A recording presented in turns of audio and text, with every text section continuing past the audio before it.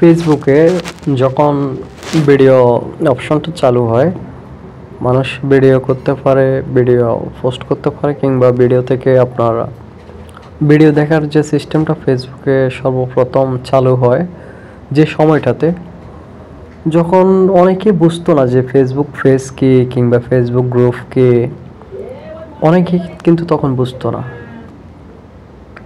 তো যারা বুঝতো তারা মোটামুটি এগুলো নিয়ে কাজ করতো। কিন্তু এই যে ফেসবুকে যে এই সোশ্যাল মিডিয়াতে রিফন ভিডিও, আইএম রিফন ভিডিও বলে যে ছোট ছোট ছন্দ আকারে যে ভিডিওগুলো তৈরি করা হতো, সে রিফন ভিডিও অনেক ভাইরাল হয়েছিল সে।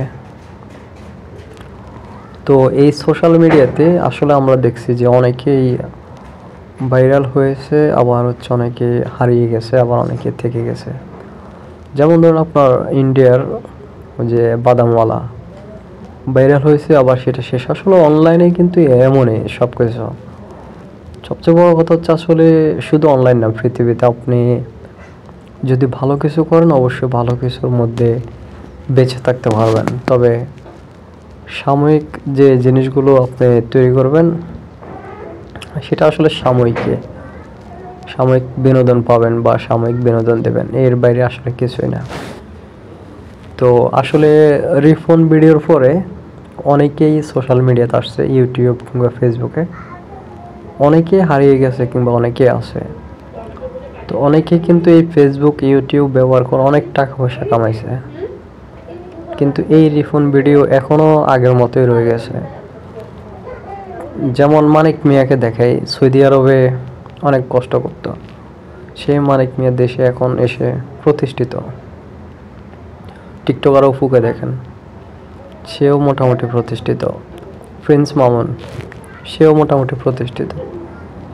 ওই যে দুইটা হাত নাই একটা ছাগল আছে না, এ নাকি এখন আবার 2 বিয়ে করছে, সেও প্রতিষ্ঠিত। আসলে এদের মতো অনেকেই প্রতিষ্ঠিত হয়ে গেছে সোশ্যাল মিডিয়া থেকে টাকা পয়সা কামানোর পরে, কিন্তু এই রিফোন থেকে আগের মতোই রয়ে গেছে।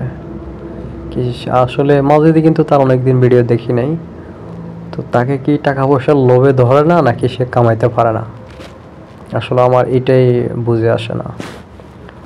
কারণ সে তো মোটামুটি ফেমাস বিনোদন দেওয়ার ক্ষেত্রে, সে চাইলে সব সময় সোশ্যাল মিডিয়াতে তার অ্যাক্টিভিটি বাড়াইতে পারে, টাকা পয়সাও কামাইতে পারে।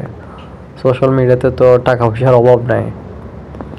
আসলে মূলত আমরা দেখতেছি অনেক বউ ব্যবসায়ীও আছে, মানে পারে না নিজের বউকে দিয়ে ব্যবসা করাইতে অনলাইনে মোবাইলের ভিতরে। তো সেক্ষেত্রে এখনও রিফন এখনও খুব ভদ্রভাবে আছে। এখন পর্যন্ত তাকে নিয়ে কোনো কন্ট্রোভার্সি তৈরি হয় নাই, কোনো সমালোচনা তৈরি হয় নাই। আমরা আশা করব রিফন আমাদেরকে এরকম সুস্থ বিনোদন দেবে।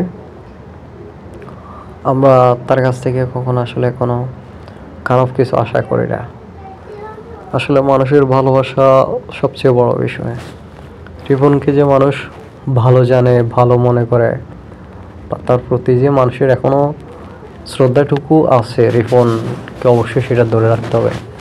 টাকা পয়সা বড় কথা না, টাকা পয়সা কামাই করার বহুত পন্থা আছে, কিন্তু নিজেকে সবসময় অন্যের কাছে ভালো রাখাটাই সবচেয়ে বড় কথা।